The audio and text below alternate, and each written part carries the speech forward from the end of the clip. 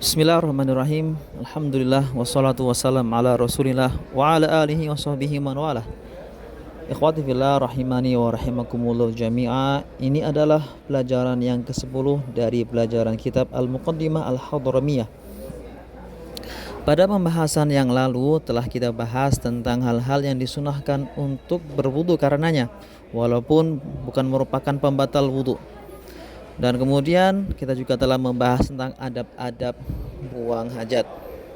Sekarang kita akan membahas tentang istinja. Istinja adalah membersihkan kotoran yang keluar dari dua jalan, kubul dan dubur. Istinja itu bisa menggunakan 3 teknik. Teknik yang pertama adalah menggunakan air dan batu. Menggabungkan antara air dan batu. Kemudian yang berikutnya adalah mencukupkan dengan air saja. Ataupun yang ketiga adalah mencukupkan dengan batu.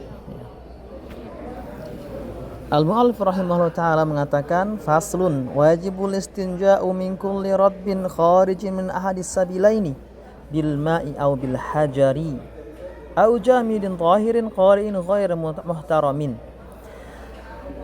Al-Mu'allif mengatakan fasal, dan istinja itu wajib. Istinja hukumnya wajib. Kapan? Apabila dia hendak mengerjakan sholat.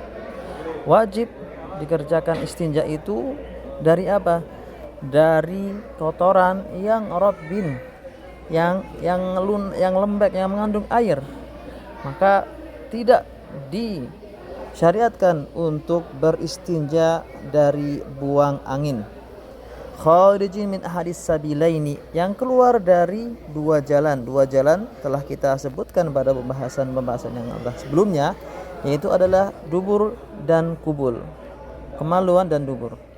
Bisa menggunakan apa beristinja itu? Bil ma'i, bisa menggunakan air, au bil hajari, atau menggunakan batu, au jamidin, atau menggunakan batu, bukan batu namun yang memiliki sifat yang serupa dengan batu, yaitu apa? Jamid, benda itu padat, pohir, dan juga benda itu adalah benda yang suci, bukan berasal dari kotoran hewan yang kering semisal. Dan juga qali itu dia itu tidak licin, ya. Maka tidak bisa beristijmar menggunakan semisal kaca atau plastik. Karena apa? Karena licin. Ghairu muhtaramin, bukan termasuk benda yang dimuliakan, seperti kertas yang mengandung ilmu atau makanan yang kering seperti roti yang kering, maka tidak boleh digunakan untuk beristijma atau istijmar. Ikhwati fillah, teknik yang paling afdal untuk beristinja adalah menggabungkan keduanya, antara air dan batu. Wa yusannul jam'u bainahuma, dan disunahkan untuk menggabungkan di antara keduanya, yaitu menggunakan batu dan air. Walau bijamilil mutanajjis duna thalathi masahat. Jadi walaupun itu menggunakan benda yang digunakan ketika menggabungkan menggunakan benda yang jamid, yang mutanajis, benda padat yang terkena najis, dan tidak mencapai 3 kali usapan, ya, kemudian langsung disiramkan air, maka itu lebih afdal daripada menggunakan satu dari keduanya. Kemudian apabila ingin menggunakan salah satu dari keduanya, fa in iqtasara ala hadhima, apabila dia ingin mencukupkan dengan salah satu dari keduanya, apa yang dilakukan? Fal ma'u afdal, maka mencukupkan dengan air itu lebih afdal, lebih afdal. Kemudian syarat istijmar adalah yang pertama, najisnya belum kering. Kalau sudah kering maka harus menggunakan air. Demikian juga najisnya belum berpindah ke anggota tubuh lain. Kalau semisal najisnya berpindah ke tangan, ke kaki, air kencing berpindah menetes ke kaki, maka tidak bisa menggunakan istijmar, tidak bisa menggunakan batu, namun harus menggunakan air. Kemudian juga syarat berikutnya, najisnya tidak tercampur dengan najis yang lain. Jadi semisal ada bangkai yang menempel ke kemaluan atau ke lingkaran dubur, maka tidak boleh menggunakan istijmar, menggunakan batu, namun harus menggunakan air. Kemudian syarat yang berikutnya adalah najisnya tidak melebihi dubur dan kepala zakar. Tidak melebihi dubur, semisal najisnya sampai ke pantat, maka ini tidak bisa menggunakan batu, namun dia harus menggunakan air. Kemudian juga tidak boleh melebihi kepala zakar bagi laki-laki untuk air kencing. Dan kemudian syarat berikutnya adalah najisnya itu belum tercampur dengan air. Kalau sudah tercampur dengan air, maka dia harus menggunakan air. Al-Mu'allif mengatakan wasyaratul hajar, dan syarat batu. Syarat istijmar, syarat menggunakan batu istijmar. Yang pertama adalah al-lajifan najas. Najisnya belum kering. Wala yantaqil, dan najisnya belum berpindah ke kaki, ke tangan, belum berpindah. Wala yatura'u alaihi najasun akhar, dan tidak terkena najis yang selain dari dirinya sendiri. Kemudian yang berikutnya adalah wala yujawiza safhatahu, tidak boleh melebihi lingkaran dubur ataupun melebihi kepala zakar pada air kencing pada laki-laki. Dan kemudian berikutnya adalah wala yusibahu ma, dan belum terkena air. Kemudian ikhwati fillah, berapa yang digunakan, berapa usapan yang digunakan untuk membersihkan? Maka al-mu'allif mengatakan wa ayyakuna bi thalathi masahat, dan bisa menggunakan 3 kali usapan. Jadi tidak boleh kurang dari 3. Tidak boleh kurang dari 3. Dan yang jadi patokan adalah usapannya, bukan jumlah batunya. Jadi boleh menggunakan 3 batu atau menggunakan 1 batu, namun dengan 3 usapan dengan 3 sisi yang berbeda. Bagaimana apabila setelah 3 usapan itu masih belum bersih? Maka fa'ilam yanqa, apabila belum bersih wajabat inqa, maka harus dibersihkan sampai bersih, sampai tidak tersisa bekas, yang kecuali memang bekas itu hanya bisa dihilangkan dengan air. Kalau tersisa bekas yang memang tidak bisa dihilangkan kecuali dengan air, maka itu tidak mengapa. Namun kalau memang masih ada bekas yang masih bisa dihilangkan dengan batu, maka wajibal inqa, wajib sampai bersih. Kemudian bagaimana apabila istinja itu sampai 4 kali usapan baru bersih? Maka apabila 4 kali usapan baru bersih, al-mu'allif mengatakan wa yusannul itar, dan disunahkan al-itar, mengganjilkan. Jadi kalau sudah 4 bersih, ditambahkan lagi agar menjadi ganjil, menjadi 5, atau ketika 6 baru bersih, maka ditambahkan agar menjadi 7. Kemudian yang berikutnya adalah isti'abul mahali bil hajar. Tempat keluarnya najis itu terkena semuanya isti'ab, semua terkena batu, terusap oleh batu atau yang benda semisal batu. Kemudian yang disunahkan berikutnya adalah al-istinja'u, atau yang diperintahkan berikutnya adalah al-istinja'u bil yasar, beristinja menggunakan tangan kiri. Dan kemudian berikutnya lagi adalah agar dia menggunakan jari tengah apabila dia beristinja menggunakan air pada duburnya. Jadi pada duburnya itu lebih bersih apabila dia menggunakan jari tengah menggunakan air. Namun apabila tidak menggunakan jari tengah, menggunakan sisi yang lain dari anggota dari tangan, maka tidak mengapa. Kemudian apabila dia menggunakan air, maka dia mendahulukan kubul sebelum dubur, taqdimul ma'i lil kubuli. Apabila dia air, maka dia mendahulukan kubul kemaluan sebelum dubur. Kemudian berikutnya taqdimuhu ala wudu, mendahulukan istinja itu sebelum wudu. Kemudian berikutnya lagi adalah dalku yadihi bil ard, menepukkan tangannya ke tanah, semua yaghsiluha ba'dahu, kemudian membersihkan tangannya dengan air, dengan mencucinya. Itu tujuannya agar lebih bersih, Apabila tidak menggunakan seperti tidak mengapa. Kemudian wa nadhu farjihi wa izarihi, kemudian memerciki kemaluannya dan izarnya dan celananya menggunakan air. Namun apabila tidak dikerjakan pun tidak mengapa, tidak mengapa. Karena kan hadis yang ada adalah berkaitan dengan madhi, wandah farjak, dan percikilah kemaluanmu, itu pada pembahasan madhi. pembahasan madi, air yang keluar dari kemaluan karena syahwat.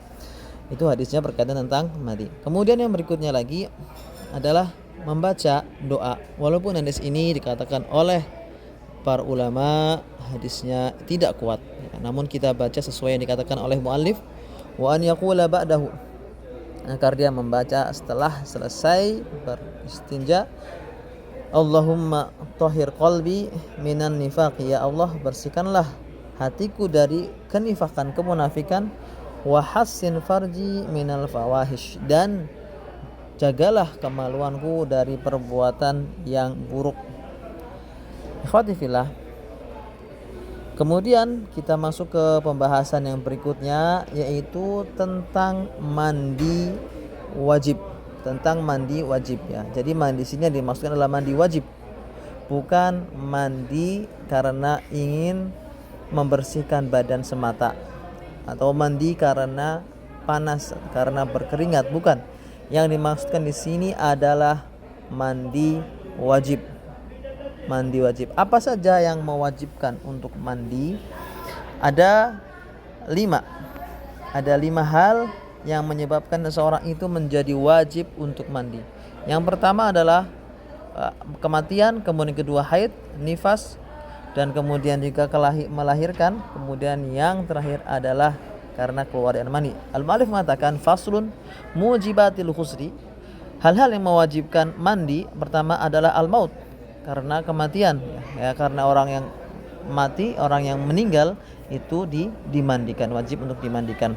Kemudian yang berikutnya adalah al-haid wan nifas. Haid dan nifas, seusai haid dan seusai nifas maka seorang wanita itu harus mandi wajib. Kemudian juga karena melahirkan walau alaqah wa mudghah wa bila rutubah ya. Melahirkan walaupun itu keluarnya itu adalah karena keguguran, hanya mengeluarkan gumpalan daging ya, gumpalan darah, gumpalan daging ya, dan tanpa ada rutubah, tanpa ada cairan ketuban ya, pecah. Namun apabila ada kelahiran malah mengeluarkan janin ya, maka ini mewajibkan seorang wanita untuk mandi janabah, mandi wajib ya. Kemudian yang berikutnya lagi adalah karena keluarnya air mani, bi khurujil mani, karena keluarnya al mani. Janabah karena keluarnya mani. Apa itu ciri-cirinya air tersebut adalah air mani? Dikarenakan yang keluar dari kemaluan itu ada beberapa, ada air mani, ada air madhi, dan juga ada air wadi ya. Apa itu tanda-tandanya bahwa air yang keluar itu adalah air mani sehingga dia wajib untuk mandi? Karena kalau air kencing, air madhi ataupun wadi tidak wajib untuk mandi, namun air mani wajib untuk mandi. Kenapa? Karena air mani itu menjadikan seorang menjadi janabah ya, menjadi janabah. Dengan apa diketahuinya? Diketahui pertama bitadaffuqihi, yu'rafu bitadaffuqihi, yaitu dengan memancar, dengan air tersebut memancar ya, memuncrat. Kemudian yang berikutnya adalah au ladzatin, keluar itu diiringi dengan rasa kenikmatan. Ladzatin bi khurujihi ya, keluar dengan ada perasaan nikmat. Kemudian aurihi ajinin, atau baunya itu seperti bau adonan bau adonan yang basah, bau adonan yang basah, atau seperti aurihi bayadi baydin jaf, atau putih telur yang kering ya, putih telur yang kering. Kemudian kapan juga seseorang itu menjadi janabah, menjadi junub, wajib untuk mandi walaupun tidak mengeluarkan mani, yaitu wabi ilajil hasyafati, dengan memasukkan al-hasyafah. Al-hasyafah adalah kepala zakar ya, kepala zakar au qadriha, atau apabila terpotong maka atau bentuknya itu jarang, maka yang sesuai dengan kadarnya ya, kebiasaannya. Memasukkannya kemana? Ke farjin, kepada kemaluan, wanita, pada kemaluan wanita. Walau duburon, ya, walaupun billah, walaupun itu kepada dubur, walaupun ini diharamkan, namun apabila billah, semoga Allah melindungi kita dari hal tersebut. Apabila ada orang yang melakukannya, maka masukkan kemaluan kepada dubur, maka dia wajib untuk mandi. Au farji maitin, walaupun atau farj, kemaluan wanita itu sudah mati, wanita sudah mayat, maka tidak boleh, maka ini tidak boleh, tentu tidak diperbolehkan, dan dia wajib untuk mandi. Au bahima wal iyadu billah, ataupun pada masukannya kepada hewan, maka wal iyadu billah ini juga mewajibkan mandi.